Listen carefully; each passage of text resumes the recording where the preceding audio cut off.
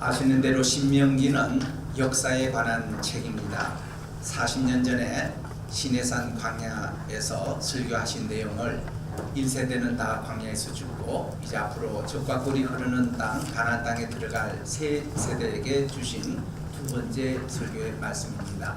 모압 평야에서 모압의 언약 이것을 전파했던 이 말씀을 보면 역사의 중요성을 우리들이 잘 알고 있습니다.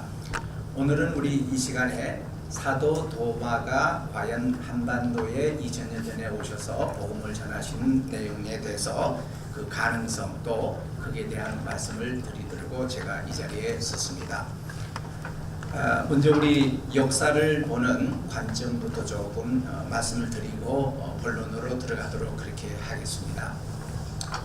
그 역사 저는 개인적으로 고대 근동 역사와 또 성경 고고학을 전공한 학도였고 40년 동안 신학교 강단에서 가르치고 그 중에 38년을 제가 35년을 미국에서 생활을 하고 있습니다.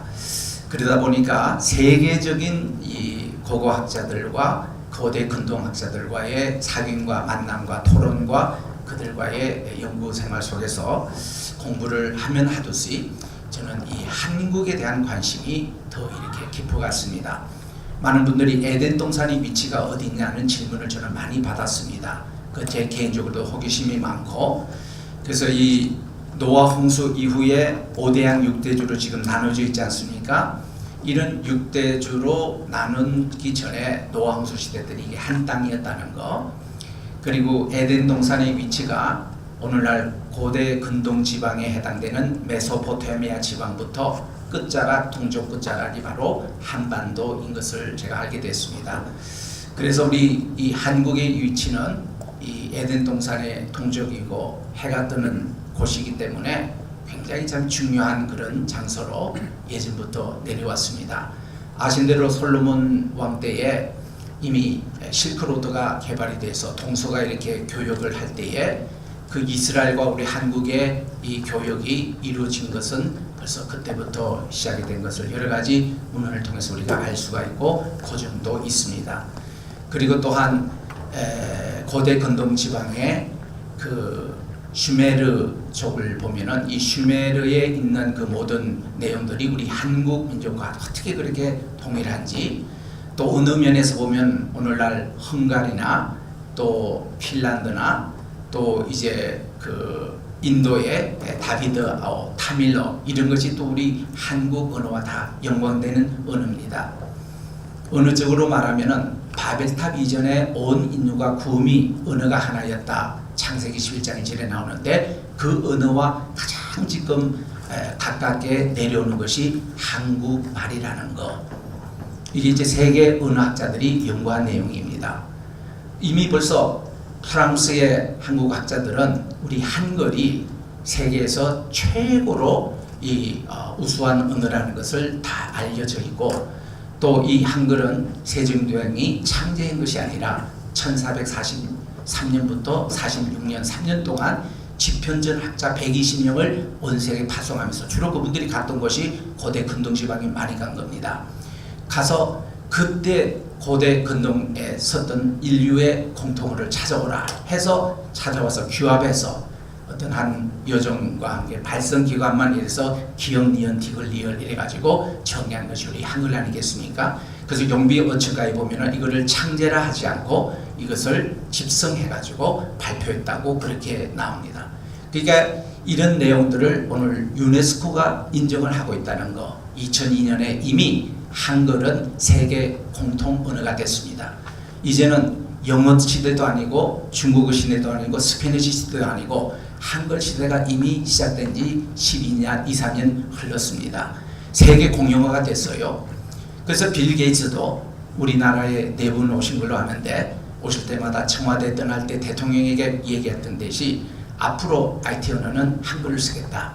왜냐하면은 이 영어보다도 2배나 빠르고 그러니까 이걸로 쓰겠다고 공언하고 갔습니다만 개인적으로 저를 2번 만났어요. 만나서 제가 한글의 우수성을 얘기를 하니까 굉장히 관심을 가지고 여기에 대해서 이분이 이미 결정을 내렸습니다. 그래서 앞으로 WWW 하고 하는 것이 그 기억으로 바뀔 날이 얼마 되지 않았어요. 한글이 지금 세계 언어가 된 겁니다. 저는 63개국을 다니면서 선교를 하고 있습니다만은 요즘 나라마다 갈 때마다 한글을 많이 쓰고 있습니다. 제가 35년 전 미국 갈 때는 그저 영어 나오고 기껏해 일본어 정도 나왔는데 이제는 요즘 일본어 별로 나오지 않아요. 미국의 어느 공항에 가보십시오. 한글이 다 적혀져 있습니다. 그리고 실제로 한글로 방송하는 공항도 여러 개 있습니다. 아틀란타 방송, 뉴욕, 그리고 저기 샌프란시스코, 또 로스앤젤레스, 시카고, 오헤어 그 에어포트 한번 가보십시오. 한글을 쉽게 다 들을 수 있고 다 볼 수 있습니다. 왜냐? 한글이 지금 세계 공용화 됐습니다. 우리 한국 대표자가 빠진 상태에서 1998년도에 이 세계 민속학자들이 모여가지고 어느 민요가 온 세계 사람들이 함께 부를 수 있는 세계 민요를 할 때 그때 아리랑이 결정된 거예요. 그 아리랑은 지금 세계 민요가 됐습니다. 그래서 이 미국도 그렇고 카나다도 그렇고 영국도 그렇고 아리랑 쪽 가지고 찬송가를 부르는 교회가 많습니다. 제가 최근에도 미국 남부 지역에 갔더니요. 아리랑 가지고 그 곡조를 가지고 하나님의 구속의 역사, 보혈의 역사를 가사를 불러서 부른 이런 찬송가가 있습니다. 그러니 이게 막 이제는 다 확산이 됐어요. 그러니 우리의 민요가 그렇죠. 우리의 언어 한글이 그렇죠. 세계 공용화가 됐죠. 그리고 이 알파벳 ABCD 할 때 지금도 문자가 없던 그 민족이 한 3,600이라고 그러는데 유엔에서 추천하는 게 한글입니다. 그리고 한국의 역사는 고인돌을 비롯해서 고인돌은 이제는 예전처럼 지승묘라고 알려지지 않습니다. 72,000기 이 고인돌이 세계에 남아있는데 그 중에 사람의 뼈나 이런 어떤 그 시체를 보관했던 흔적이 나온 것은 단 한 군데도 없습니다. 그 지성묘라는 것은 이제 옛날 이론이 되고 있어요. 지성묘라고 할 때도 고인돌이라는 게 뭐겠습니까? 고여가지고 그 위에 덮개돌이기 중요합니다. 고인돌로 추정할 때도 덮개돌은 하나님께 드렸던 천재단이다. Heavenly Altar라고 그렇게 고인돌 시대 지성묘라고 얘기할 때도 그랬거든요. 그런데 이제는 이 고인돌이 중요한 게 아니라 덮개돌이 중요한데 이것이 공식적으로 유네스코에서도 이제 다 공인이 됐습니다. 고인돌은 노아 방주 때에 땅에 나와서 노아 할아버지께서 하나님께 예배드릴 때부터 시작했던 그 번제단이 가장 많이 보관된 거에 한반도에 있다는 거. 왜냐? 이거는 에덴의 동쪽이었습니다. 제일 끝자락이었어요. 그래서 우리가 에덴에서 보면 첫째로 기손강이 나오고 또 기혼강이나 비손, 기혼 그리고 유브라데, 티게델 이렇게 나오잖아요. 그 중에서 이 두 개는 저쪽에 있습니다. 이 두 개 강은 우리 한반도 쪽에 있는 거예요. 근데 그거를 정확히 우리가 무슨 강인지 모르는데 사실 우리 보면은 낙동강, 한강, 동백산이 흐르는 지점이 바로 태백입니다. 태백. 그래서 대한민국 지도를 이렇게 놓고 다이아몬드를 이렇게 그리면 백두산에 가장 많은 고인돌이 있었고 그리고 이 밑에 김해에 있었고 이쪽에 우리 딱 그 한반도 이게 중간으로 따지는 곳이 강화도와 태백이 나란히 평행선을 이루고 있습니다. 그래서 우리 동쪽 끝자락인 한반도 지형 구조나 저 서쪽 그쪽에 있는 이스라엘 지형이나 똑같습니다. 지형학적으로 연구해서 그 판결이 났습니다. 우리처럼 해안평야가 있고 그리고 300에서 800m 사이에 셰펠라라는 구릉지형이 있었고 800에서 1200에 고산지대가 있었고 거기 주로 족장들이 다녔잖아요. 그리고 이제 그 다음에는 요단강을 위시한 이 어떤 그 계곡 지역이 있었는데 우리나라 구조와 이스라엘이 똑같습니다. 이거는요 그냥 왜 이러니? 그리고 또 이스라엘과 우리가 똑같은 또 민족입니다. 우리는 이 쉐베의 후손인 에벨이 두 아들이 있었어요. 첫째 아들 이름이 벨렉인데 벨렉이라는 뜻이 동서가 나눠졌다는 뜻입니다. 그리고 또한 이제 욕단이 있었어요. 이 벨렉 이 할아버지가 저 서쪽으로 가서 세운 나라가 이스라엘 아브라함의 후손이 아브라함의 조상이 됐는데 이쪽 동쪽에는 우리 욕단 할아버지가 오신 겁니다. 욕단 할아버지가 오셔가지고 세운 나라가 우리나라 고조선 그분이 바로 단군이었다는 거. 그리고 욕단이 당군이라는 거, 제가 3년 전에 여기 울산의 대학에서 연찬에서 이거를 발표했더니 난리가 났습니다. 전국에 계시는 초중고 기독 교사들이 욕단 무슨 뭐 한국에 오다 그분이 당군 할아버지가 난리가 났어요. 그러니까 한 달 동안 그분들이 뭐 이 뭐랄까요, 이 카톡이 마비될 만큼 여러 가지 찬반이 일어나고 있었는데 한 달 후에 정리가 돼버렸어요. 역시 교사니까 아주 또 이분들이 연구를 하고 조사를 해보고 했더니 제가 한 것이 빈말이 아니다는 거예요. 저는 이거 누구에게 들었냐? 대천도 친구님에게 들었습니다. 예수님을 세우신 분. 그분의 할아버지가 누굽니까? 토레이 박사님이었습니다. 그분은 중국에서 오랫동안 이것을 역사를 연구했던 선교사였습니다. D.L. 무디가 성경학교를 해서 초대 교장으로 토레이 박사님을 모셨잖아요. 근데 그분이 그때 가져온 자를 가지고 자기 손자 이 대천덕에게 주었던 겁니다. 거기 보니까 바로 욕단 할아버지가 당군이었고 이 노아 할아버지께서 우리나라에 같이 오셔가지고 마지막 35년 돌아가시기 전까지 35년을 고조선을 세우는데 그게 했다는 문헌이 있는데 이거 누구에 받았냐? 중국 황실에서 받았던 역사의 자료였다는 겁니다. 그래가지고 그분은 64년대 우리나라 오셔가지고 이게 지금 태백에 가면 태백산에 당군의 그 재단이 있는데 그게 본래 당군을 우상하게 있는 재단이 아니고 당군이 하나님을 섬겼던 고인돌입니다. 그 자리에 그 중심에 예수를 세워가지고 이 태백에서 시작되는 게 남쪽으로 흐르는 이 강이 낙동강, 우리나라의 제일 긴 강입니다. 이 낙동이란 뜻이 무슨 뜻인가 하면 가락국기 국가의 동쪽에 흐른다고 해서 낙동이라고 이름을 했답니다. 그 본래 우리 이제 가야시대의 본래 이게 가락국기였는데 그것이 이름이 그렇게 바뀐 거고 한강이 그 다음 우리나라 저 서해안으로 흐르는 거예요. 그리고 동쪽으로 흐르는 이 강을 동해강이라고 해서 세 강의 원천지가 태백에서 시작된 겁니다. 이거 보면은 하나님의 복된 옛날 우리 에덴 동산의 비손강과 기혼강을 연상케 하는 강이 우리나라에 지금 흐르고 있는 거예요. 그래서 대천제 친구님이 북쪽으로 흐르는 강이 없다는 거죠. 그래서 삼수령 목장을 만들어 놓고 이름을 사수령을 바꿔서 4개 강이 흐른다 해서 북쪽으로 흐르는 강을 예수님의 배에서 나오는 생수의 강을 북쪽으로 흐려서 하나님께서 남북을 통일게 해주셔서 통일된 한국이 세계 복음을 전하는 나라로 된다고 지금까지 예선에서 그 기도를 하고 있는 거예요. 제가 그 현장도 다 방문했거든요. 이래서 여러 가지 참 한국은 어릴 때부터 하나님께서 보호해 주시고 사랑하는 민족. 그래서 유스급 목사님만 해도 제1선민으로 이스라엘 벨레게가 저 서쪽에 갔는데 이 나라는 예수님을 보내주시고 구속의 역사를 했는데도 예수님을 십자가에 못 박아버리고 지금도 믿지 않는 그런 제1선민이 됐는데 하나님께서는 절대로 이선민의 실패를 그냥 두시지 않고 제2선민 되는 한국 민족을 여기 지금 남겨두셔가지고 이 한반도에 한국 사람을 제2선민으로 해서 통일된 한국이 정말 이 세계 복음화를 전하면서 재림하실 예수님을 준비하는 파루시아 예수님을 준비하는 나라로 지금 보여줬어. 이것은 제2선민의 나라임을 우리 함께 공유하고 있습니다. 이거 그냥 얘기가 아닙니다. 그래서 참 이러한 얘기와 맞붙어서 우리나라의 고인돌이 그렇게 많고 우리나라의 그 BC 400년에 말라기가 하나님의 영감을 마지막으로 받고 구약의 마지막 책이 정리됐습니다. 그리고 나서 이제 세례 요한의 출현까지 400년을 intertestamental period, New Testament, Old Testament 이 중간 사이에 intertestamental 중간기 역사라고 그러죠.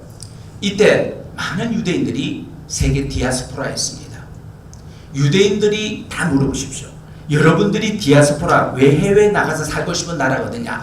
다 해가 뜨는 동쪽 한반도 쪽으로 얘기를 합니다. 그냥 얘기가 아니에요. 그 우리나라 이게 조선이라고 그래요. 조선. 이 조선이 한문도 우리나라가 만들어서 일본에 전해준 거 아시죠? 중국에 전해준 거 아시죠? 이보상 선생님 얘기입니다. 안호상 이제 초대 문교부 장관께서 미국의 학술대에 참석하셔가지고 이무당 선생님 만나서 아이고 당신들 한문을 만들어서 우리에게도 참 우리하고 일본이 잘 쓴다니까 이무당 선생님이 탁 어깨를 치면서 장관님 무슨 말씀 하십니까? 이 한문이 당신들 동의죠? 한국에서 만들어줘가지고 우리에게 전해주고 우리 다 아는데 장로님이 그런 말씀을 하시면 안 되지요. 안호상 박사님이 너무 충격을 받고 한국에 오셔가지고 그분이 연구한 것이 한을 연구하시고 우리 한국 무슨 이 한국이라는 것은 한밭 대전할 때에 큰 밭이라는 뜻이기도 하고 한가운데 뜻이기도 하고 하나라는 뜻이기도 하고 위대하다 징기스칸 할 때 한이 그게 같은 우리 한자거든요. 32가지 뜻이 있다고 안우상 박사님이 1956년도에 발표하셨잖아요. 우리 한국 문화가 이렇다는 거예요. 한문이 우리에게서 나왔다는 거예요. 그 조선을 보십시오. 아침 조자에 보면은 십자가 밑에 날일자 쓰고 또 십자가 쓰고 거기에 달룰자 씁니다. 하늘과 땅이 십자가로 결렬된 밝은 땅, 해가 뜨는 땅, 이게 주라는 뜻이에요. 선이라는 거 보면 물고기 어짜입니다. 거기에 양이 붙어 있어요. 물고기와 양입니다. 우리 문화가 양이 아니잖아요. 근데 우리는 저쪽 목축업하는 저쪽에서 우리가 흘러왔는 민족이기 때문에 양에 대한 토템 신앙이 있습니다. 그리고 이 물고기라는 것은 지금도 김해 가보시면 알지만 김해의 심볼이 물고기입니다. 오병이어의 문장이 있습니다. 거기 보면 수로왕 들어가는 남릉에 보면 4개의 오병이어 그 문장이 있는데 그것이 제가 이스라엘에 가서 그 오병이어 기념교에 가보잖아요. 4세기 때 비잔틴 시대 때 나왔던 그 모자키에서 나왔던 그 그림이 거기 그대로 있는 거예요. 2000년 전에 거기 우리 남릉에서 이게 그 당시 기독교의 문화였다. 그러니까 이 물고기 하면은 익스투스, 예수 그리스도, 세우, 히우스, 소테리아 이게 5가지 글자를 합치면 예수 그리스도는 하나님의 아들이시요 우리의 구세주라는 요것을 합치면 익스투스 그게 헬라말로 물고기라는 뜻이라 이거예요. 그래가지고는 네로 박해 때에 석 물고기를 땅에 그리면 우리는 그렇지 않으라는 얘기예요. 예수님께서 물고기를 잡는 업으로 첫 번째 제자 7명을 참으셨습니다. 그 예수님께서 부활하신 후에 제자에 나타나 너 먹을 거 없느냐 했더니 물고기를 주어서 그거를 드셨습니다. 그 이 물고기하고 기독교는 굉장히 깊은 관계가 있어서 초대 교회 때 시절에 400년 동안 비자테 시대까지 기독교 심볼은 물고기였습니다. 이 피쉬가 바로 우리 가야국의 이름이 된 거예요. 가야라는 것은 다비다어로 그러니까 인도의 이제 타미로 관계된 다비다어로 물고기라는 뜻입니다. 본래 그게 가라국기였는데 물고기라는 것이 가야국이었습니다. 그러면 이게 기독교와 가야국이라는 것을 아무 관계 없을 때도 사람들에게 좀 퀘스천이 있었습니다. 왜냐하면 가야에 관계된 박물관 대가야를 비롯해서 6개 가야가 있었습니다. 굉장히 범위도 컸습니다. 우리나라 사만시대만큼 중요한 게 이 가야국이었어요. 이 가야국에 대한 연구를 못한 게 누가 했습니까? 일본 사람들이 했습니다. 일본 사람들이 가야국에 대한 연구를 막은 거예요. 가야가 이게 삼국시대, 사만시대를 이어주는 나라였는데 대단히 중요한 나라였는데 자, 이 가야국 시절 때 보니까 가야금이 나왔어요. 가야금이 뭡니까? 12줄입니다. 이스라엘 12지파, 예수님의 12제자 이 줄로 1년에 12달 그래서는 이 가야금은 제일 자연의 소리를 잘 반영하는 악기입니다. 이 악기가 뭐예요? 다윗이 수금을 뜯었더라. 엘리야 시대 엘리야의 그 제자인 엘리사 때에 그 산연합군이 모압 공격할 때에 그때 참 물이 다 떨어졌을 때에 엘리사가 와서 이 수금을 뜯으니까 12줄의 이 수금을 뜯으니까 하나님이 영감을 주셔서 여기에 많은 샘물을 팔아서 빈들의 샘물을 파니 그 다음날 물로 다 하나님께 채워주신 이 역사. 우리가 익숙한 수금, 현악기 그 시편에 그렇게 많은 악기들 가야금이거든요. 그게 그 가야금이 우리 가야에서 대가에서 이렇게 만든 건 아니겠습니까? 그래서 이 가야금 가지고 세상 노래나 듣고 술집에서 이렇게 하면 전혀 영감이 없습니다. 가야금 가지고 요즘 많은 찬양이 있잖아요. 한번 여러분 가야금 찬양 들어보십시오. 영감이 오르고 얼마나 은혜롭는지. 이게 벌써 가야 시대부터 우리나라 시작된 거예요. 그래서 이 가야라는 곳에 이 박물관을 있는 거 보면요. 불상이며 불교에 대한 심볼은 하나도 나오질 않습니다. 전부 다 이게 성찬기를 사용했던 성찬기가 나오고 하나님께 예배드렸던 이게 나오는 거예요. 제가 10년 전에 한국에서 방송 선교하고 나오니까 4분의 분이 저를 기다리고 있었어요. 하버드 대학에서 고대 건동학을 전공하신 윤 박사님 오셔서 저희들 이런 내용으로 좀 검증을 해달라는 거예요. 그 뭡니까 했더니 도마가 우리 한국에 오셨대요. 2000년 전에 그것도. 그때 저는 속으로 깜짝 놀랐습니다. 그때 제 반응이나 여러분들 반응이랑 똑같았을 겁니다.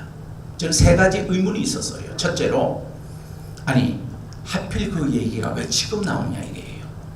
가야가 2000년에 왔다면은 뭐라도 흔적이 있고 무슨 100년 전에 뭐를 발견했다든가 50년 전에 했는데 전혀 우리 듣지 못한 얘기로 가야에 오셨다는 거예요. 이제 가야를 창설할 때 그때 다 이렇게 공헌하시고, 그래서 그게 과연 내입니까? 그게 보면 김해 김씨 종친의 대표도 계셨어요. 이분은 그 김해 김씨의 소설을 쓰시는 그 우리나라에도 국어 교사로 오래 하셨던 분이시더라고요. 또 장은자 박사님이 계셨습니다. 차문야에도 대표 질문.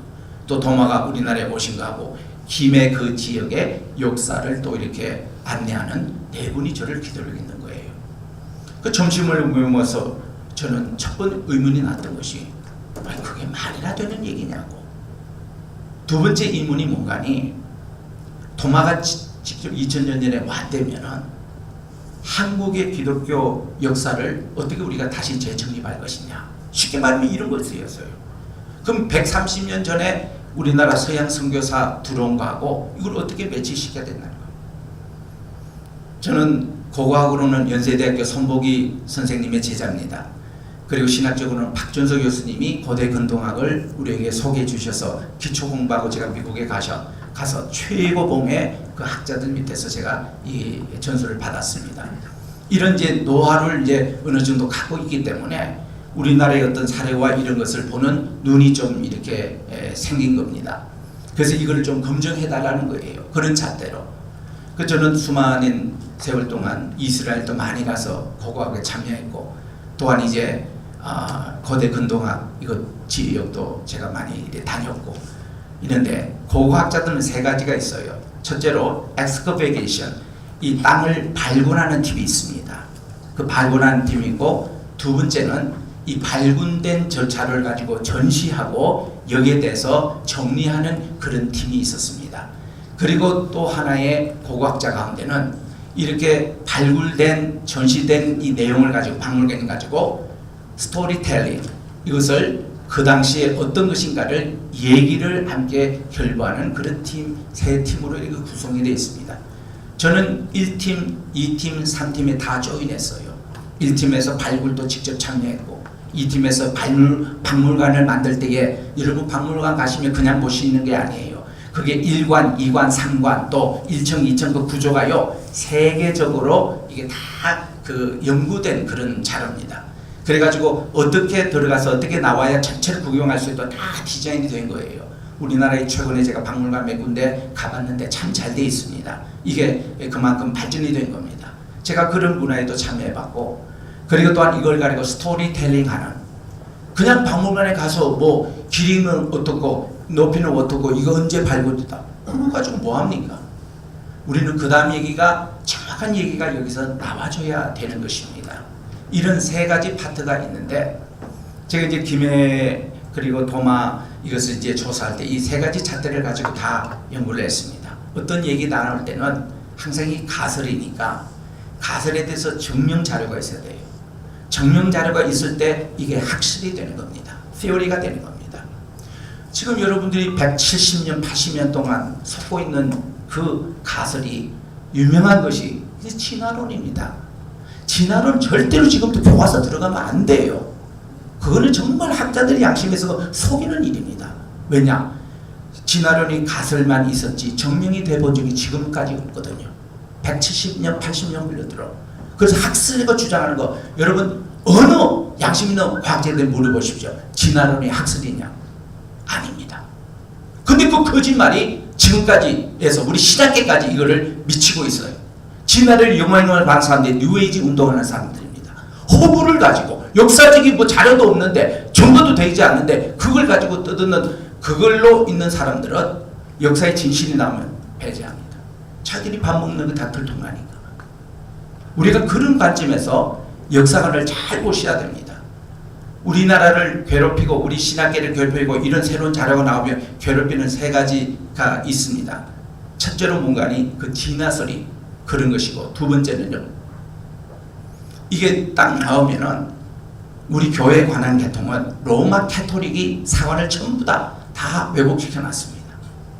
로마 캐토릭에 대해서 우리 신학교에서 저도 공부를 했고 다 했지만은 캐토릭 사관에서 본 교회사를 공부하기 때문에 문제는 맹점이 뭔가니 이 교회사관에는요 캐토릭이 기독교를 박해한 역사는 하나도 없습니다. 여러분 신학교에서 캐토릭 교도들이 우리 기독교 교도를 8천만 명 죽였다는 얘기 들어보셨습니까? 없습니다. 캐토릭 사관에서 우리 배운 것 때문에 심지어 이렇게 가르칩니다. 저도 이 신학교에 공부할 때 우리 교회사 선생님이 그런 말씀하셨어요. 캐토릭은 우리 큰 집이고 우리 기독교는 우리 작은 집이다. 그래서 작은 집이 큰 집에 돌아가거나 협조를 해야 될 게 아니야. 에큐메니즘을 우리는 배웠습니다. 그럴 때 좀 이상하게 생각했어요. 그렇다면 개혁신학은 우리가 왜 배우느냐? 그리고 원래 마틴 루터의 교회개혁 500주년 얘기인데 이 행사는 왜 하느냐? 우리가 그 캐토릭이 큰 집이고 하면 의구심을 가졌습니다. 장로교는 왜 있고 감리교는 왜 있고 침례교는 왜 있느냐? 그랬는데 제가 미국 가서 공부할 때 이 캐토릭 사가들의 허구성을 많이 알게 됐습니다. 지금 우리가 배웠던 교회사가 다시 써야 됩니다. 그 중에서 하나가요, 아나베프티스트. 제가 지난주 목요일날 미국에 또 다녀왔습니다. 필라델피아에서 1시간 반 30분 그 고속도로를 타고 가면은 아미시 마을에는 랑캐스트라는 곳이 나옵니다. 아미시와 메노나이트 같은 그룹이에요. 근데 아미시는 그 지금도 현대 문명을 거부하고 옛날 골동 그대로 지금 살아가는, 자동차도 쓰지 않고 전기불도 쓰지 않고 18세기 농업 그대로 살고 있습니다. 옷도 4가지 색깔밖에 안 해요. 검은색, 혼색, 청색, 흰색. 그래가지고 아주 금수하게 살고 예수님의 산상교훈을 그대로 실천하고 아주 경건한 그런 분들이 삽니다. 메노나이트는 좀 현대화됐어요. 세계 선교도 참여합니다. 이분들은 무슨 허리케인이나 태풍이나 지붕이 날아가고 이런 짓들 와서 조용히 와서 지붕 다 치워주고 집을 조용히 사라지는 분들이에요. 우리나라 6.25가 났잖아요.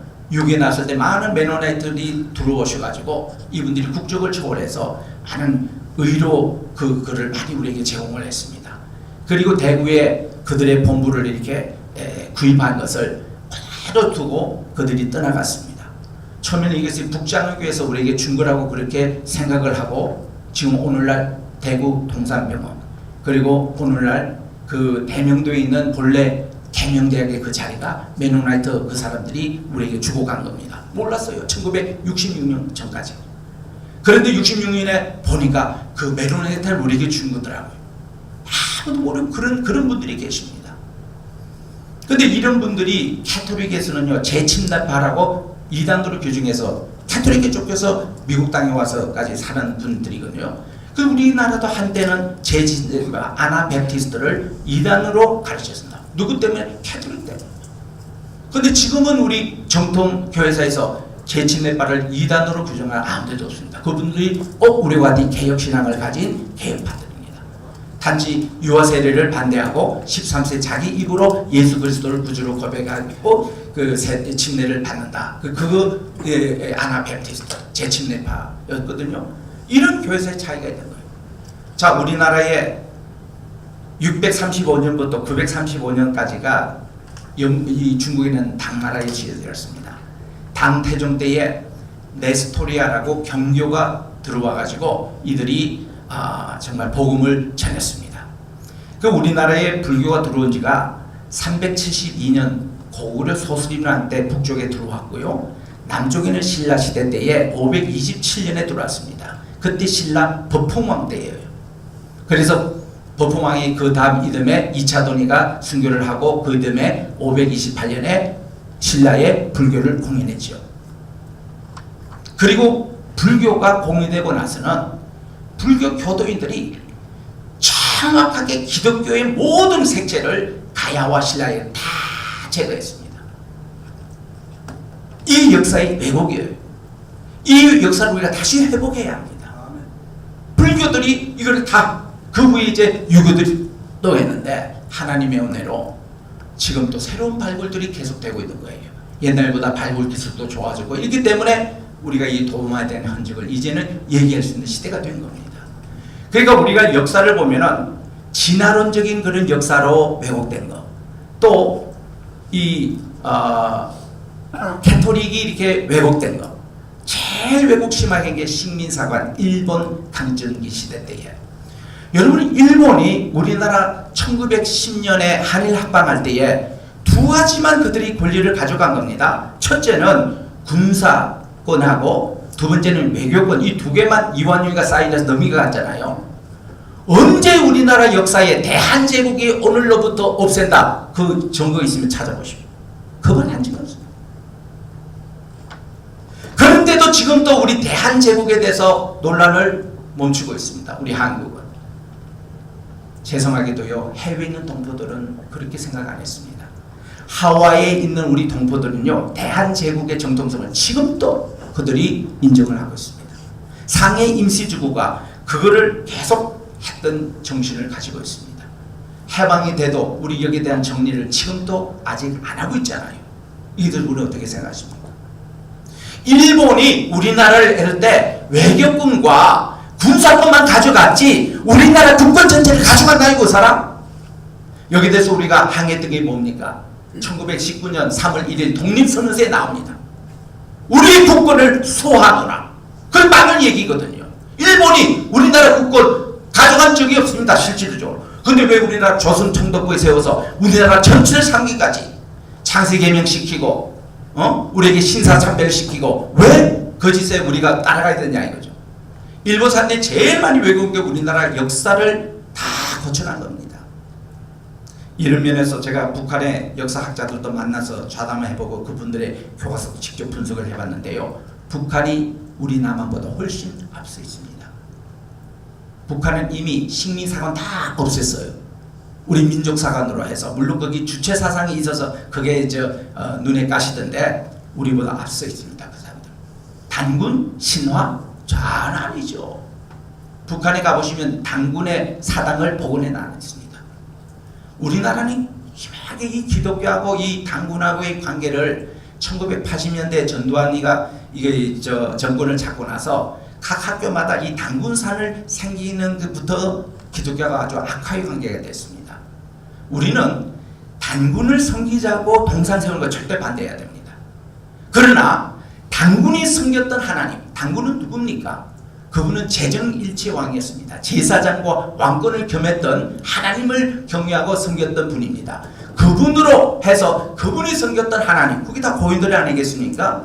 그것은 우리가 회복해야 되는데 기독교 그 당시 80년대 초에는 단군산 그 부순다고 여기까지는 관심을 못 가진 거예요. 그 일본 사람이 가르치는 그대로 그냥 단군은 그냥 신하다. 이것이 아직까지 그냥 번져 있다는 것입니다. 제가 3년 전에 울산에서 전국 연찬회 할 때 이 문제를 제가 제시했잖아요. 교사들도 깜짝 놀래고 많은 분들이 제게 또 지원을 하셨어요.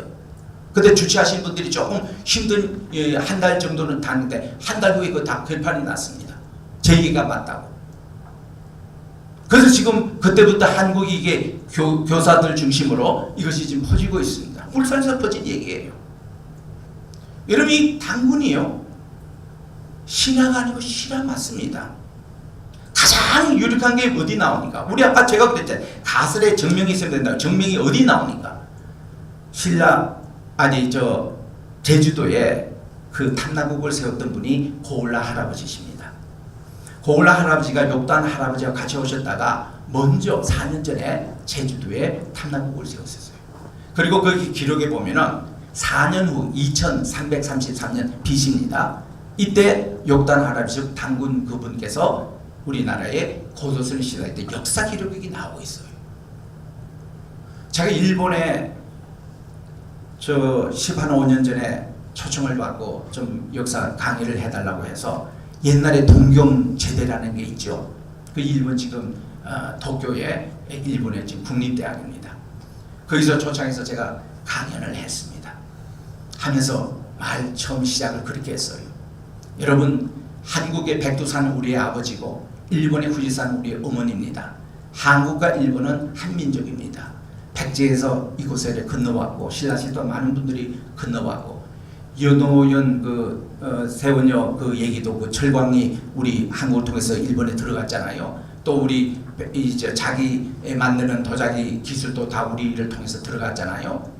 뿐만 아니라 삼국시대에 거슬려 가보면요, 일본의 열도 가운데서 3분의 1이 백제 땅이었어요. 또 홋카이도 중심으로 이게 고구려 땅이었습니다.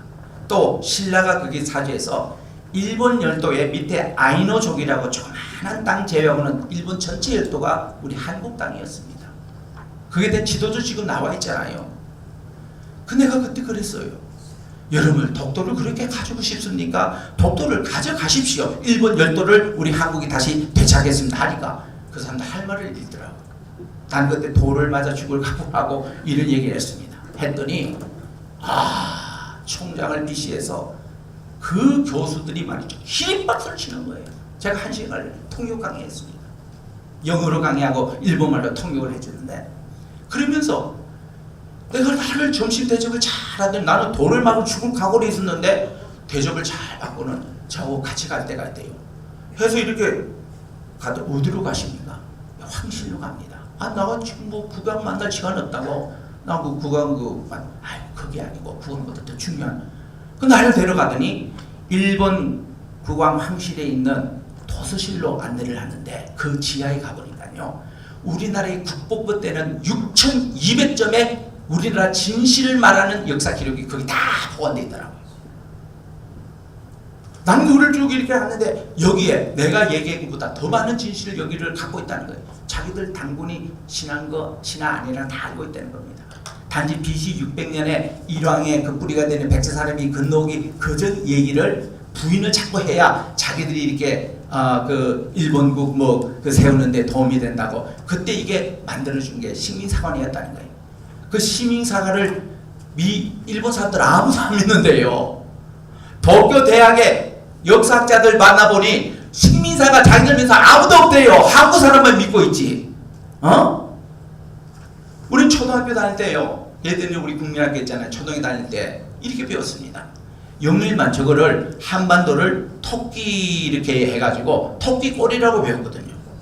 그런데 본래 그게 호랑이 꼬리거든. 이놈들은 호랑이를 이 토끼로 바꾸는 거예요. 그게 또 얼마나 열받치는지 그때부터 우리 한국의 호랑이 얘기했더니 요즘 한국 국정부에서 다 바뀌었어요. 요즘 이제 우리 호랑이로 이렇게 한반도를 나옵니다. 그게 바로 우리 민족사관이었거든요. 신채호 선생님이 얘기했던. 이렇게 역사가 이게 바뀌어지는 거예요. 그러니까 일본의 식민사관은 이게 헌된 것이다. 그래서 이제 이런 얘기며, 저는 이제 역사를 이렇게 전공하게 돼서 저는 이제 구약학을 했고, 제가 박사 논문이 에스라 니헤미야 당시에 그 구약 그 역사에 관한 그런 내용입니다. 그래서 이스라엘 공동체 유대가 어떻게 시작이 됐고, 이것이 그 당시에 어떤 영향을 미쳤고, 고대 근동과의 어떤 관계성 속에서 이제 역사를 이렇게 쳐다보니까 이 역사에 대해서는 신중해야 된다. 어떤 새로운 것을 쫙 들으면은 저를 가르쳤던 프랭크 크로스 교수, 하버드 대학의 제 수석 구약학 교수였습니다. 그분들과 그분의 제자들부터 제가 이제 구약학을 고대 근동학을 배우는데, 이분들은 역사학에 딱 무슨 새로운 사실이 나오면은 그거를 내가 태도를 관장했습니다. 했더니 자기들이 지금까지 가지고 있던 고정관념을 버리고 새로운 학설을 수용을 하는 태도를 저는 거기서 배웠습니다. 무조건 부인하는 게 아니라. 그때 제가 공부했던 1986년 박사학위 할 때입니다. 그때에 우리 지도 교수님, 고고학 지도 교수님이 아시켈론에 가서 이 황금 송아지를 발견했습니다. 근데 그게 크지가 않아요. 이거를 두고 학계에서 1년, 2년을 연구했습니다. 결론이 뭔 줄 아세요? 이스라엘 백성들이 모세가 호렙산에서 이 말씀을 받는 동안에 밑에서 아론이 금송아지 말씀을 돌아가자 할 때 금송아지, 자 이집트에 가보니까 금송아지를 아피스신이라 그러더라고요. 이거는 나일강 유럽에 사는 황소를 주관하는 신이랍니다. 생명과 관계된 신이에요. 아피스신. 이것을 만들어서 이를 지도를 받다. 이렇게 이제 우리 구분이 나옵니다. 그때 새로운 고고학적인 설명은 뭔지 아세요?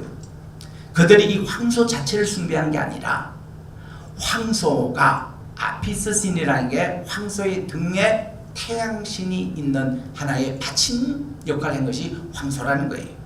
그러니까 황소를 섬겨서 저들이 우리 이집트로 다시 인도한 자 그런 뜻이 아니고 황소의 그거를 밟혀서 여기에 보이지 않는 태양신이 자기들을 인도하는 이런 풍요의 신 아피스 그런 개념으로 재해석이 됐습니다.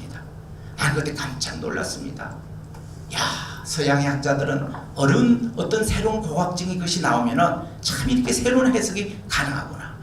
그 제가 여기 와서 도마에 대한 얘기를 딱 질문을 받고 이것을 검증해 달라 할 때에 보통 고고학이나 역사하는 사람은 귀찮으니까 무슨 쓸데없는 얘기하냐고 서술 쓰지 말라고 하고 다 쫓아보냅니다. 되게 그래요. 지금 현재 한국의 고고학으로 고고학의 교수님들이 대부분 그런 테러입니다. 하나 예를 들면 여기 떨기나무는 책 여러분 아시잖아요. 이분이 참 그래도 사우디아라비아에서 왕립 주치하시면서 이 산이 캐토릭이 거짓말로 만드는 제가 이거 다시 설명하겠습니다. 이 책도 제가 가져왔는데 이게 지금 되게 현대역 기초가 되는 바티칸에서 제일 오래된 사본이라고 주장하는 신해산 사본의 허구성에 대한 폭난책입니다. 제가 이거 2주 전에 아틀란티에서 학술 발표할 때에 제 앞서 발표할 때는 교수님이 이걸 발표하셔서 이 책이 작년에 나온 책이더라고요. 제가 구입해서 왔습니다. 이거로. 제가 비행기에서 다 읽어봤습니다. 이 내용이 뭔가니 331년에 이 지금 가짜 시내산이 있죠. 저 시내 반도에 거기에서 캐트리나 수돈이 있고 그래서 거기 돌산이 이제 올라가서 거기 모세가 받은 호렙산이다 시내산이다 해서 가는데 데려갈 때 그거 낮에 데려가면은 다 기권을 하니까 새벽 2시에 깨워가지고 컴컴한데 모르고 올라가면은 내려올 때 보면 완전 그 돌산인데 그거 완전히 가짜 시내산이거든요. 그에 대한 폭로의 책입니다. 이게 보면 캐토릭이 만든 275년에 이 캐트리나라는 이 수다가 자기가 7번 마리아가 나타나서 거기 가보면 모세의 떨기나무가 있다고 해서 가가지고 거기서 만든 곳이고 그래서 수도성이 3750개 돌계단을 만들어서 그 호렙산을 간다. 그건 늘 갔던 곳이잖아요. 근데 2년 반 전인가 여기에 그때 서울의 그 남로의 그 통합지구입니다만은 거기에 갔던 한 팀들이 가가지고 한 두 사람이 거기에 인질 됐습니다. 베두인들이 돈 요구하면서 해서 대한민국 이제 이 외교부에서는 더 이상 거기 못 가도록 해서 이제는 한국 관광객이 가짜 시내산에 안 갑니다. 하나님이 그렇게 또 막으시더라고요. 근데 그 전에 이제 이 떨기나무 책이 이렇게 나왔는데 김승학 그 당시 집사님입니다. 이걸 쓸 때에 제가 그때 터키에서 성지순례 가이드하고 있었습니다. 최화병 장로님과 함께. 그런데 그 최화병 장로님이 마이크를 답시더니 이 책에 대한 얘기를 하시더라고요. 나는 그 가짜 시내산에 벌써 25명 목사님 모시고 내가 갔다 온 장본인인데 내 밥줄 끓일까봐 그냥 간이 철렁하고 이게 무슨 말이냐 이게 무슨 뚱딴지 같은 소리냐 하고는 한국에 오자마자 두란노 서원에 가서 이 책을 구입해가지고 미국 가면서 이 책을 다 봤습니다. 보는 가운데서 저는 역사학자로 검증 제대로 객관성을 가지고 이 책을 읽은 겁니다. 맞을 거다. 미국 가자마자 저는 설득했습니다. 내 가짜 시내산 여러분들 그동안 안내하시다고. 내가 이걸 읽어보니까 진짜 시내산은 갈라디아서 4장 26절에 나온 대로 시내산이 아라비아 광야에 있지 이 시내반도 있다는 게 아니라 그리고 거기 때문에 아직도 출애굽이 되지 않는 아직도 이집트 경내니까 아니더라고. 그리고 1966년 모세 다이아나가 제3차 중동전 그때의 이 시내반도를 이스라엘군이 딱 차지했는데 1981년 이 사다트하고 백인이 평화회담하기 전까지 17년 동안 이스라엘 땅이었어요. 200명 학자를 투입해가지고 가짜 시내산을 주변을 다 살폈지만 어디서 황금 송아지를 만들었는지 어디서 이스라엘 백성들이 거했는지 하나도 유물을 발견하지 못했습니다. 지금도 이 문제를 가지고 히브리 대학의 고고학자들에게 나가면 아니 시내산 반도 당신들이 17년 동안 뭘 찾았냐고 깜짝을 못해요. 근데 이게 라오스산 이 사우디아라비아 이게 있거든요. 그래서 저는 또 승미가 그것도 들으면 그냥 안 있습니다. 현장을 저는 가야 됩니다. 사우디아라비아까지 간 거예요. 가서 이스라엘 백성들이 200만이 아침마다 만나를 쪄먹기도 하고 가루에 갈아서 먹기도 하고, 이것을 제가 다 발견한 겁니다. 확인했습니다. 그 신의 가사상 거기는 없어요. 없어. 그래서 이게 한 2년 전인가요, 우리 한국의 100주년 기념관에서 4분의 히브리 대학 출신의 고고학자들과 또 4사람의 이거를 이제 인정하는 분들 이렇게 디베이트 다 시켰는데, 얼마나 히브리 대학에서 졸업하신 분들, 이런 분들이 말을 잘하는지 완전히 그냥 거기서 이제 승리할 뻔했어요. 마지막에 시오르슨 목사님이 손을 드시고 이 히브리 대학에 있는 이분들에게, 여러분은 그 라오스산 한번 가보셨습니까? 이렇게 묻는데 아무도 못 갔대. 서울 안 간 사람이 더 말을 잘하게 돼 있어요. 그러니까 이 대한민국에서는 그 후로 이 책이 점점 확신을 얻는 겁니다. 역사를 이렇게 바꾸는 거예요. 저는 이 세계 대가전의 고고학자들 밑에서 배웠잖아요. 그분들이 새로운 발견 나올 때에 절대로 무시하지 않더라. 꼭 이거를 확인하고, 그래서 자기들이 평생 동안 가르친 것들을 하루아침에 적고 이 새로운 학설을 얘기하는 걸 봤습니다. 도마가 한국에 온 얘기를 가지고 제가 미국에서 제일 먼저 찾아온 분이 마산남 박사님을 찾았습니다. 마 박사님은 한국에서 은퇴하시고 프린스톤에 신학교에 오셔서 10년 가르치다가 프린스톤 신학교에서도 은퇴하시고, 그리고는 제가 담임했던 프린스톤 한인 장로교회에 출석을 하셨습니다. 우리 교회에서 명예 당회장으로 이렇게 모셨습니다. 그분은 그 당시에 아시아 X의 명예 총장이셨고 또 장로신학대학교 명예 총장이셨고, 저희 교회에서는 명예 당회장으로 모셨습니다. 그리고 프린스턴 대학에서는 명예. 이분이요, 아시아의 기독교 역사 3권을, 3번째 글을 그때 쓰고 계셨어요. 이 마 박사님이 2년 전에 돌아가셨습니다. 그때 연세가 98이었습니다. 1917년생이세요. 당신이 3세 때에 3.1운동이 났고 그 당시를 기억을 하시더라고요. 그래서 저는 그분하고 더 많은 것을 저는 배웠습니다. 마 박사님이 제게 가르쳐준 게, 윤 목사님, 그 미국의 진달래 많이 보죠. 개나리, 벚꽃, 무궁화꽃, 우리 미국에 많이 있습니다. 이게 다 어디서 왔냐? 한국에서 왔대요. 한국에서. 일본 사람이 벚꽃을 탐내가지고 벚꽃을 캐내고는 거기에 심은 것이 아카시아 나무를 심었대요. 이 아카시아하고 이 무궁화는 이게 말이 안 되잖아요. 그리고서는 그들이 벚꽃을 이렇게 심고 벚꽃을 일본 꽃으로 거짓말해가 워싱턴 DC 거기에 다 심었다는 거예요. 그게 그 축제 때 하는데 보면 재팬 이 꽃으로 알려. 이게 아닙니다. 진실은 다 이게 한국 꽃이라는 거예요. 나 깜짝 놀랐어요. 그래서 이 진달래 할 때 영어로 뭐 그리산스리아 뭐 이런 말인데 그런 말 쓸 필요 없고 그냥 이 개나리, 진달래, 그리고 무궁화, 이 다 한국 꽃이기 때문에 벚꽃이라고 쓰라는 거예요. 벚꽃. 이래서 참 역사에 관한 진실을 많이 제가 배웠습니다. 평양신학교에서 일어났던 일들, 방지일 목사님도 저희 집에 자주 오셨기 때문에 그때 얘기들 또 듣게 되고, 한국에서 좀 고쳐야 될 뭐 부분들이 많이 있더라고요. 제가 올 때마다 조금씩 그런 말씀드리는데, 그래서 그때 제가 들은 겁니다. 마 박사님, 제가 이번에 한국에 갔는데 이 사도 도마가 한국까지 오셨대요. 이거 어떻게 된 겁니까?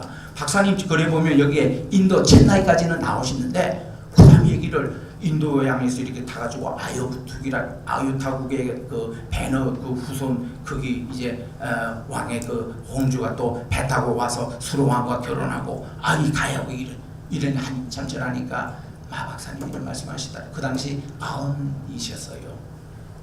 윤 박사님, 저는 나이가 너무 많습니다. 흥미로운 사실입니다. 동쪽 땅 것이 분명히 인도는 아닐 테고, 인도에서 중국으로 가려니 히말라야산 때문에 그 당시 인도양을 통해서 이렇게 왔는데 충분히 계절풍을 따라 인도양을 거쳐서 한국에 올 가능성이 많습니다. 여러분, 우리 실크로드가 육로 끝이 시안 아니지 않습니까? 북경을 거칩니다. 의주를 거칩니다. 그리고 우리 남한 땅의 맨 끝자락인 경주, 저 나라 본래 서라벌이었어요. 서라벌의 뜻이 뭡니까? 새벽이라는 말의 본래 뜻입니다. 새벽이라는 그 말에서 그 뜻이 뭔가니 밝은 땅이란 뜻입니다. 그래서 이 서랍을 또 새벽과 관계되는 달, 우리가 달 닮아서 날 때 달, 저것도 밝은 땅이라는 우리 고유의 말입니다. 그래서는 이 서라벌이 새벽이 됐고 이 새벽에서 서벌이 나와가지고 그것이 창세기 10장 30에 나오는 스발이 오늘날 서울이라는 것이, 이 서울이라는 뜻이 새벽, 밝은 달, 서라벌 그 같은 말이라는 거예요. 우리나라 박달나무, 이게 이스라엘에게 상수리 나무고요. 꼭 그 상수리 나무에서 하나님이 아브라함과 또 계약을 맺으시고 그 장소, 그리고 이 야곱이 베델로 예배드리러 갈 때 상수리 나무에 모든 우상을 다 묻고, 그게 바로 우리나라 박달나무. 무궁화꽃, 세계에서 유일하게 두 개 국화로 사고 있는 이스라엘과 우리 한국인데, 욕단 할아버지께서 우리나라에 건너오실 때 무궁화꽃을 갖고 오셨다는 거예요. 무궁화꽃은 지금도 이스라엘에서는 메시아꽃이라고 부릅니다. 무궁화꽃은 고조선 때부터 청년 밀려해의 상징이었습니다.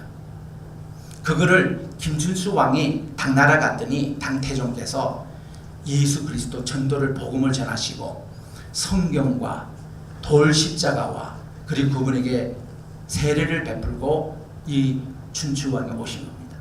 자기 조처가 김유신, 김의 김씨 16대 선으로 알고 있습니다. 성경을 한번 읽어보라. 내가 당나라 갔더니 기독교 문명이 다 기독교 문명이더라.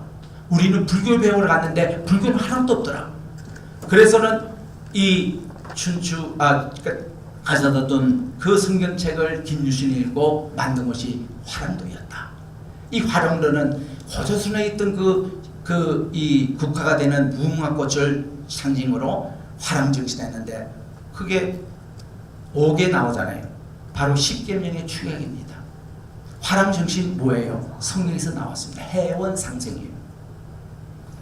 원효가 이 중국 땅에 공부하러 의상하고 같이 갔다가 의주 땅에서 너무 모르기 마르니까 동굴에서 무슨 여기 바가지가 있어서 마셨는데 너무 달게 잘 마신 거예요. 아침에는 그래 해골 바가지예요. 그래서 이 원효는 자네 가서 공부하고 오게. 나는 더 이상 갈 필요 없다. 이미 둘을 깨달았다는 거예요. 그러니까 이분이 오셔가지고 해원상생, 원을 풀고 서로 살자. 어디서 나온 겁니까? 에베소서 2장 14절 나온 말씀이에요. 원효가요, 요즘 우리로 말하면 기독교인입니다. 그분이 요셉중조하고 결혼했잖아요. 요셉중조가 누굽니까? 김의 김씨 후손의 따님 공주하고 결혼한 거예요. 불교에서는 말할 거 없습니다. 의상이 돌아왔잖아요. 그분이 화엄 사상을 전한 겁니다. 화엄 사상은 기독교 사상이에요. 왜냐하면 635년부터 935년은 당이 기독교 국가였습니다. 지금 있는 경주의 불국사가 뭡니까? 저 시한성이 있는 교회를 그대로 나왔는데 불교 신도들이 그 불상을 하나 지어가지고 대문제로 이름을 붙인 거예요. 웅이 뭡니까? 웅. 불교에서 그런 웅자 없습니다. 예수 그리스도를 말하는 거예요. 하나님의 아들 예수 그리스도. 그게 불교의 대웅전이에요. 제가 병영교회 가서 말씀을 드렸더니 유 목사님께서 이거 뭐 아주 이제 당회원들 12명 다 모였대서 차를 대접하시면서 한 동국대학 교수님 되는 장로님께서 이게 저 팔만대장경의 그 예수님이 부추가 자기가 죽으면서 앞으로 500년 후에 야소라는 분이 오시는데 그분에게나 자기는 이제 꺼져가는 기름이다, 이런 얘기를 했다는 거예요. 난 이 글을 흥미있게 있어서 소왕성 목사님 저하고 자주 만나면서 그분이 되게 좀 고대 건동학이나 뭐나 이렇게 좀 지도를 받고 계시는데 얘기했더니 그분은 또 그거까지 한문도를 외우면서 다 알고 계시더라. 불교 신자들은요, 지 교주되는 그 부처 얘기도 지금도 안 듣고 있는 거예요. 이상한 사람들이랑. 이건 전도형에 우리 많이 예화 끓입니다. 그때에 유수근 목사님에게 우리 유 목사님 병영교회 그런 말씀하시더라고요. 목사님 아세요? 여기 불국사가 옛날에 교회였다는 거. 침대를 줬던 장소, 친교실, 본당, 교육관 다. 참 나는 뭐 충격이 한국 올 때마다 그런 거 하나씩 들을 때. 그래서 자기가 한 40여 명 목사님을 모시고 이렇게 막 설명을 했는데 한 줌이 계속 열심히 듣더라는 거예요. 다 듣더니 이분이 말이죠. 선생님이 얘기하는 거 다 맞는 얘기 같다고 그랬더니 유 목사님이 당신은 누구십니까? 했더니 나는 2절에 주지라고 이렇게 한 거야. 아, 그 주지도 그걸 인정한다는 게 이게 본래 교회였다는 거예요. 시안에서 있는 거 꼭 같습니다. 여러분 시안 가보세요. 그거 출석반이 불국사입니다. 또 이게 어디 있었어요? 여러분 삼국지에 나오는 그 얘기가 이게 다 한국 얘기입니다. 여러분 요즘은 인터넷에서 막 좀 다니대요. 저는 벌써 10년 전에 미국에서 들은 얘기입니다. 요즘은요 인공위성으로 옛날 고고학적인 유물을 발견합니다. 중국의 중원 지역에 인공위성을 찍는데 웬 그게 중국 피라미드가 발견됐어요. 그 피라미드를 이렇게 해서 발굴을 한참 있는데 갑자기 스탑딱 시키더니 그게 1993년의 얘기입니다. 1994년에 중국에서 뭘 만든 거예요? 동북공정원을 만들기 시작했습니다. 이유는 뭐냐? 이 피라미드 만든 거기에 가림토 문제가 나왔어요. 이 가림토 문제가 우리 한글이에요. 5천년 전에 벌써 한글이 그게 나왔다는 것 자체가 이 중근 땅이 옛날에 한국 땅이었다는 거예요. 그래서 덮어버리고 말았습니다. 그리고서는 그때부터 이 그 동북공정원을 만들어서 제일 먼저 그 사람들 했던 거 뭐니? 아리랑을 뺏어가는 거예요. 만주지방 오늘 우리 연변지역 그걸로 해가 유네스코 문화재 등록까지 시켜버렸잖아요. 근데 2년 만에 우리 한국이 다시 그걸 찾아낸 겁니다. 아리랑 우리 한국이지 중국과는 관계없다고. 그래서 이 중국은요 지금 이런 역사적인 사실이 세상에 알려지려고 발발 떨고 있습니다. 제가 역사를 조금 더 조사를 해봤더니요 우리나라 진짜 역사를 훔쳐가고 하기 위해서 미국과 일본과 영국이 공조해가지고 1907년에 태프트와 가스라, 일본의 외무상 가스라하고 미국의 국무성 태프트가 밀약을 했습니다. 미국이 필리핀을 먹을 테니까 일본 당신은 한국에 들어가지고 다른 거 건드리지 말고 이 문화재, 역사 이거 다 훔쳐오라 이거야. 그 사명으로 30년 동안 거지됐다는 거예요. 그리고 영국은 저기 홍콩 잡아가지고 홍콩에서 할 일은 중국 땅에 나오면은 한국의 흔적을 다 없애라. 한국 적을 두다가는 또 자기들이 강대국이고 동북아시아를 못 차지하니까 한국이 그걸 없애라. 그거 사명으로 100년 동안 계획해가지고 홍콩에서 그걸 했다는 거예요. 마카오, 포르투갈 그거 차지해서 역시 한국 문화를 없애는. 그래서 우리 장기에서 대만 그 설치할 때 그 문화를 그쪽으로 다 가지고 간 거예요. 모택동은 그때 문화혁명 때 없애던 문화혁명의 타겟이 한국 거를 없애라 그거였다는 거예요. 자, 이런 얘기까지 들으니 세계가 한국을 무서워하구나. 근데 우리는 지금 식민사관에게 딱 여기 겹여가지고 계속 우리는 약소한 민족이다. 우리 한국이 이렇게 한글도 이렇게 하고 아리랑도 이렇게 하고 내가 한국에서 그렇게 해도 다 멀뚱멀뚱 그하고 나하고 무슨 상관이 있노 하고 이런 자세야 전부 다. 이 다 식민상관 때문에 그래. 일본 역사의 현장을 제가 가봤잖아요. 황실 거기에. 여러분 우리나라 좀 국정교 가서 만날 분들 거기 가서 좀 연구를 좀 며칠 동안 아니면 몇 달 동안 좀 해야 되겠더라. 전부 다 진본이 거기에 있어요. 너무 내가 그때 그 관장님에게 고마움을 표했습니다. 우리 한국 사람은요 역사적인 이 유물을 관리하는 참 허술합니다. 일본에는요 이분들이 얼마나 역사의식이 강한지 메모 낙지를 해도 여기에 몇 월 며칠 오늘 날씨는 얼마 꼭 쓰고 하기 때문에 종이를 딱 치더라도 언제 건지를 일본 사람 다 알아요. 우리 한국 사람 이거 적은 사람 별로 없어요. 부모님이 돌아가시면 귀신 없앤다고 다 불태워버리고 다 없애버리고 이게 우리나라에 없애야 될 의식이 없어. 우리나라에 일본 사람들이 그 훨씬 앞서 있더라고요. 우리보다 훨씬 잘 보관해주고 있어. 6,200년이 만약에 한국에 그대로 있었다면은 뭐 녹슬고 곰팡이 쓸고 뭐 태우고 이래서 없어질 것을 지금 잘 보관하더라고. 이제 빨리 우리 군경이 강해서 다 뺏어와야죠. 이럴 때 우리 통일 한국이 돼야 됩니다. 그래야만이 그것을 역사를 봐지. 그래서 제가 또 한 권 갖고 있는 게 이게 사도도마 얘기 정학무 목사님이 쓰신 거예요. 제 정학 목사님 두 번이나 만났잖아요. 이분은 이걸 위해서 인도에 13번이나 갔다 오신 분이더라고요. 우리 조국평 목사님하고 밀접하게 연구를 하셨고요. 그래서 제가 참 이런 도마에 관한 내용들을 다 가서 탐방을 해보고 조사를 했더니 제 결론은, 저는 학자적인 그런 관점에서 말씀을 드립니다. 95%는 이거는 맞는 얘기다. 여러분 뭐 95% 얘기는 전혀 기쁘게 안 들리시는 것 같은데요. 아무리 그 확증이 많이 나오게도 최고 부르는 게 80%입니다. 80%. 이거는 뭔가니요? 우리 제가 그랬잖아요. 도마가 2000년에 온 그것도 그거지만은 벌써 우리나라는 이 욕단 당군 할아버지 때부터 이 나라가 하나님께서 정말 지켜주신 나라예요. 하나님이 보호하사 우리나라만세, 이런 애국가를 부르는 나라입니다.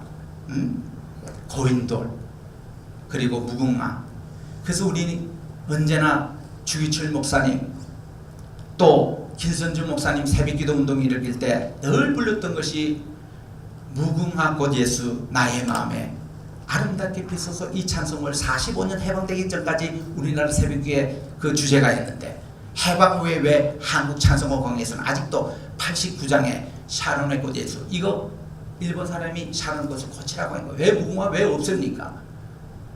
여러분들도 이제 교회에서요, 무궁화 꽃 예수 나의 마음에, 그 찬송을 우리 45년까지 우리 한국교회 다 불렀던 찬송입니다. 이거 우리 다시 복원해야 되는 거예요.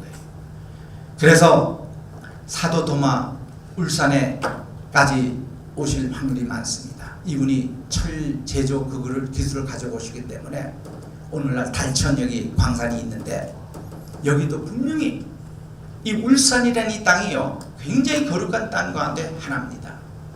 울산에 대한 얘기를 하면 제가 또 1시간 또 얘기해야 합니다.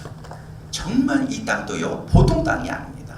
여러분들 이 땅에 살고 있어요. 근데 여러분들이 다 지금 불교 사관에 다 짓눌려 있어요. 뭐 이런 거 하지 않고 불교인들이 벌떼처럼 듭니다. 그래서 자기들이 돈 타먹고, 이 불교가, 그럴 때 우리 가야를 조성해서 지금 현 정부가 가야국에 대한 이것을 다시 복원한다고 1조 돈을 지금 투자했잖아요. 하니까 그동안 참여했던 불교인들이 또 괜히 일어나가지고 김해도 수로왕이나 이거나 자기 불교하고 관계 있는 저는 얘기를 합니다. 예증교과에서는 그렇게 돼 있잖아요.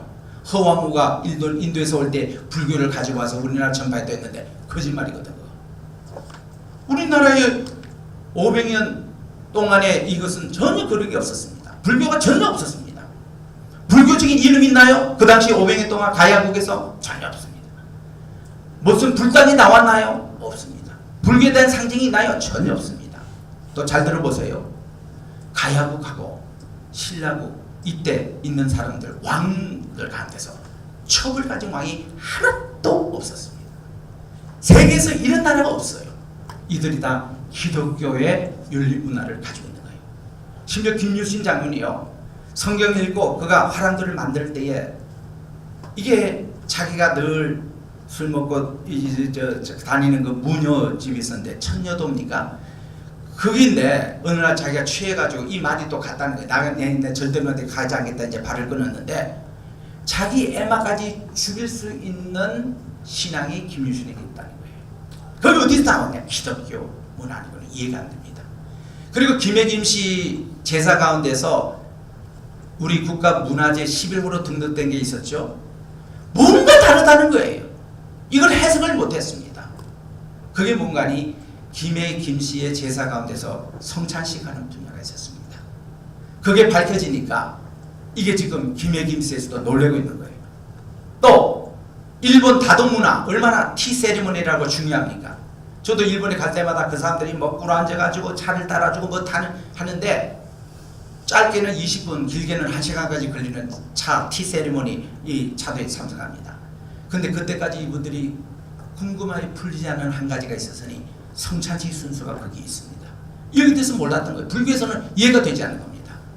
이거를 전파했더니 2008년도 그 한 해만 해도 5,000명의 일본의 불교인이 기독교로 들어왔습니다. 아, 이 차의 뿌리가 에덴 동산에부터 시작됐구나. 이 기독교 문화였구나.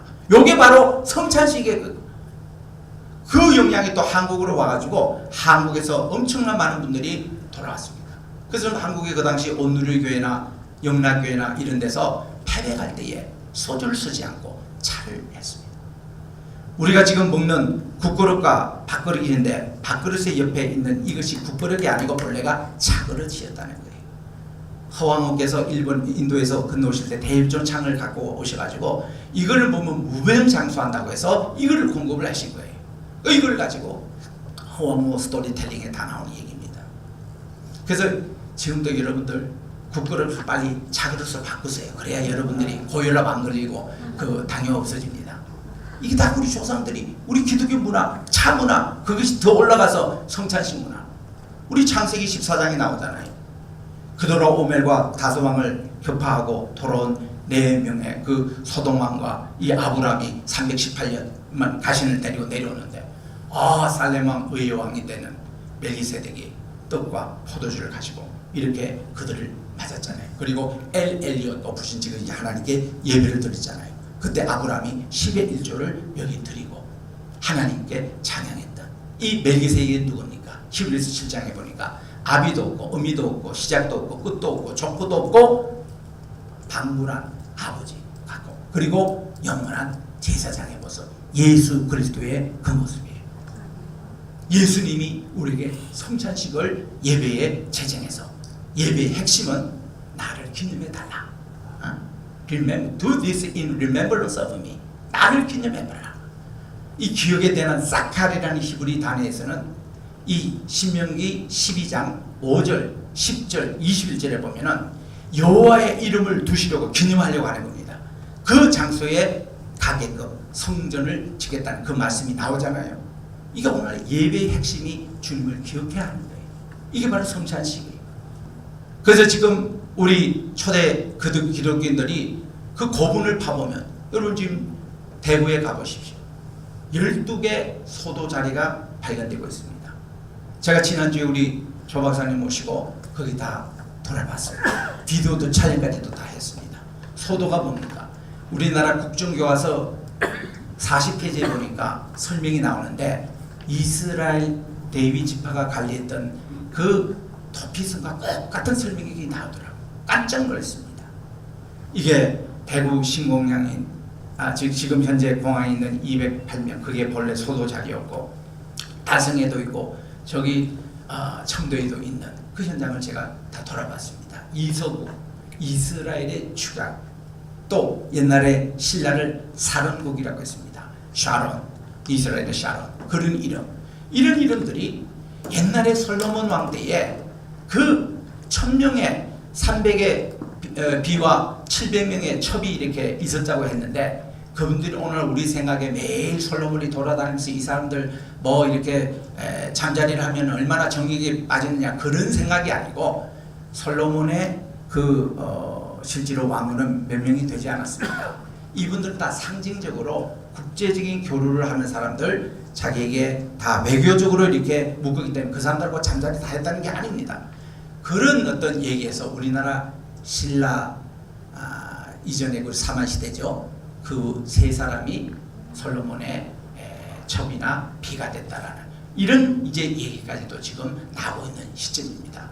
이럴 때 우리 교회 사가들이 무시하지 말고 그거를 덮지 말고 새로운 거 있으면 정말 이 서양의 대고고학자들 역사들처럼 마음을 비우고 자기의 그 기존적인 것을 다 그거를 희생하고라도 이를 긍정을 해서 재료로 된다면 역사가 바로 세워지면요 나라가 바로 세워지고 그의 운명이 바뀌는 거예요. 참 이런 일들이 우리 울산 역사 참 문화에서 앞으로도 계속 연구하셔서 좋은 결과 우리 13개 교회가 100년 이상 됐다고 했는데 그냥 된 게 아닙니다. 울산에도 벌써 복음의 역사가 오래전에 여기에 있던 것이 지금 이렇게 이 역사를 우리가 봐야 되는 거예요. 절대로 불교에게 우리들이 밀리지 말고 앞으로 여러분들이 하면요 가야를 딱 내놓고 보시라고 여기에 지금 돌 십자가가 나오고 여기 지금 가야에 이런 복음을 전하는 현증이 나오는데 불교는요 기독교보다도 500년이 뒤진 종교입니다. 그 실상을 여러분들이 제대로 안 되면은 우리 전도나 또 울산을 복음하는데 많이 도움이 될 걸로 믿습니다. 기도하겠습니다. 하나님 아버지 감사합니다. 오늘도 이렇게 울산 역사 문화소에서 주관하는 사도 도마가 2000년 전에 한국에 온 가능성에 대해서 부족한 종이 그동안 연구했던 거 몇 가지 이렇게 발표를 했습니다. 주님 부족한 것에 대해서는 주님께서 다 채워주시고 울산을 통해서 또 이런 한국의 역사, 교회사를 잘 연구하고 정립해서 세계에 알리는 그런 귀한 센터가 되게 도와주시고 또 수고하시는 모든 분들 하나님의 은총과 사랑이 함께하여 주시옵기만을 예수님의 이름 받들고 간절히 기도드립니다. 아멘. 감사합니다.